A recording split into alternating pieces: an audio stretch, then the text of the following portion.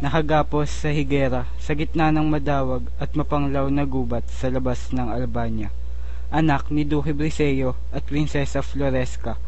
Bakas ang kalungkutan sa binata dahil sa nangyari sa kanyang sinisintang si Laura, sa kanyang mga magulang at sa Albania. Mahabaging langit, anong nangyari? Pinabayaan niyo ako. Nilayo ang lahat sa akin, pati magulang, at sinisintang si Laura'y pinabayaan na sa iba. Nasaan ako ngayon? Nandito, nakagapos, walang laban sa 2 leon na handang sumila sa akin.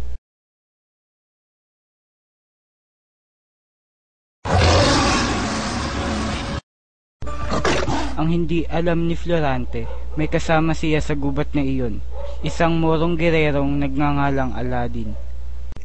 Tulong! Sana'y may makarinig sa akin. Sino yun? May kasama ako sa gubat? Pilit na hinanap ni Aladdin ang kawawang si Florante. Naging maagap si Aladdin, pinatay niya ang 2 leon. Anong nangyari at napunta ka sa gubat na ito? Ito'y kagagawa ni Adolfo. Nagalit siya sa akin sa Atenas at noong nagkaroon ng pagkakataon ay ginantihan niya ako.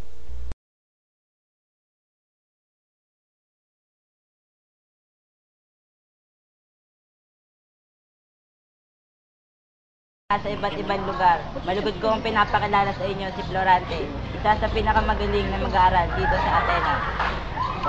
Florante, puro na lang Florante. Mayaro ka di sa Florante. Isang araw, sa isang pagtatanghal, nagkaroon siya ng pagkakataon para pagtangkaan ang buhay ni Florante. Manda ka, Florante. Ang ginagawa mo, Adolfo? Tumigil ka nga, Adolfo. Adolfo, tumigil ka na. Ba't naman ako titigil? Tumigil ka. Munti kang matanda ka.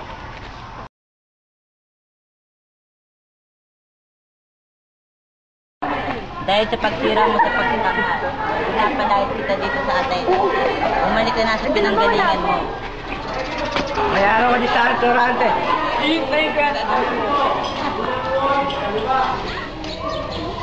Florante, isang sulat mula sa Albania. Akin nagbabasa Anak, Florante, hinihiling kong bumalik ka na ngayon din dito sa Albania dahil hindi ko na nahintay ng ina mo, ang iyong ama Briseyo.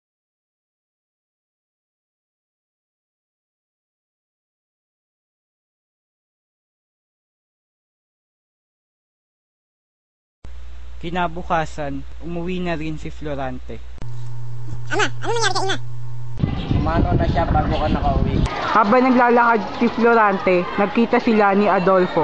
Ikaw pala yung Florante. Adolfo? O bakit pa nangyari ka ng lupa?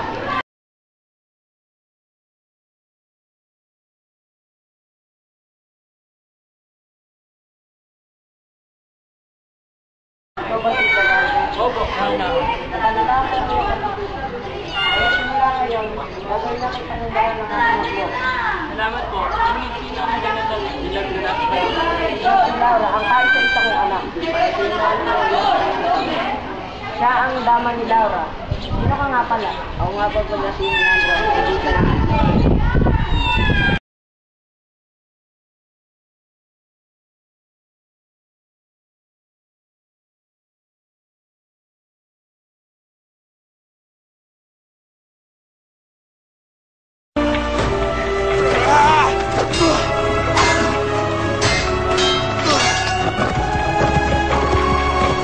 Maraming hukbong pinamunuan si Florante. Nasahop niya ang Crotona at napatay niya si General Osmalik.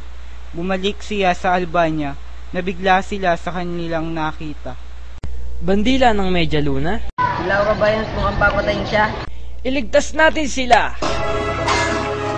Nailigtas nila ito at nabawi ang Albania laban kay Umir. Ano nangyari, Laura? Nakidigma sila sa Italia. Habang sila ay nandoon, tumanggap siya ng sulat at di umano'y pinauuwi na siya ng hari at ng kanyang ama. Pagbalik niya, siya ay dinakip ng kawal ni Adolfo at ipinatapon sa gubat. Si Laura na may sinamantala ni Adolfo hanggang nailigtas siya ni Flerida.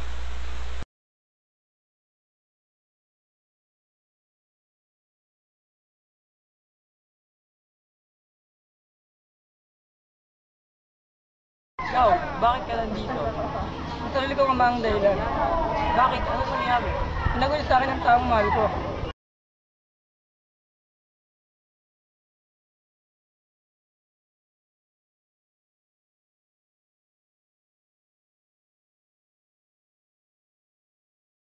Halika nga rito, Perda. Ayaw ko nga sa'yo, si Alvin ang mahal ko. Ang sabi mo? Kawal, patawag mo naman dala din.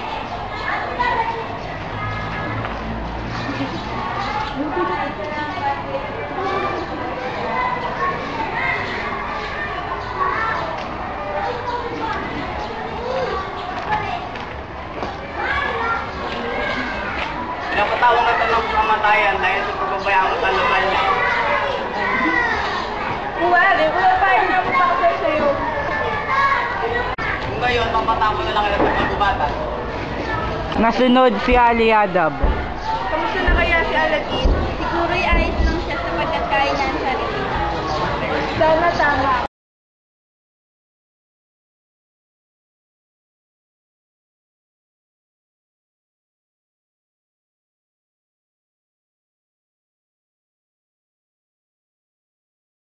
Naging tahanan nila ang gubat sa loob ng 2 taon.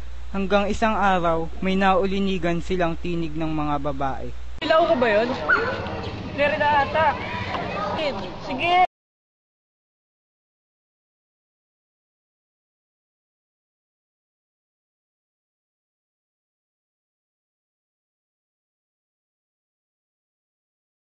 Dito.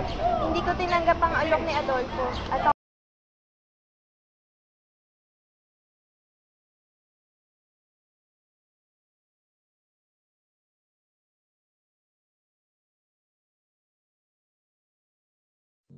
hindi niya ako kapunan! Saka na, Laura.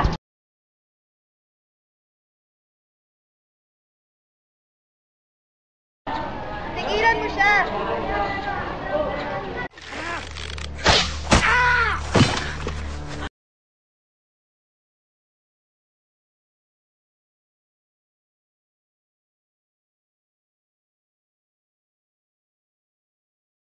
Oh, ano nangyari?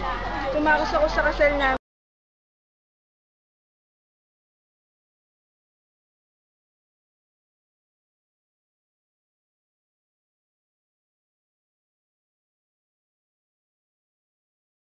Masaya ka ba sa iyong gagawin?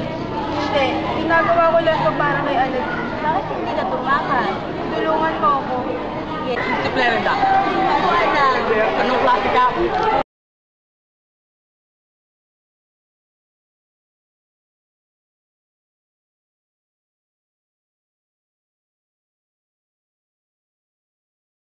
Bumalik sila sa kani-kanilang kaharian at sila ay kinasal.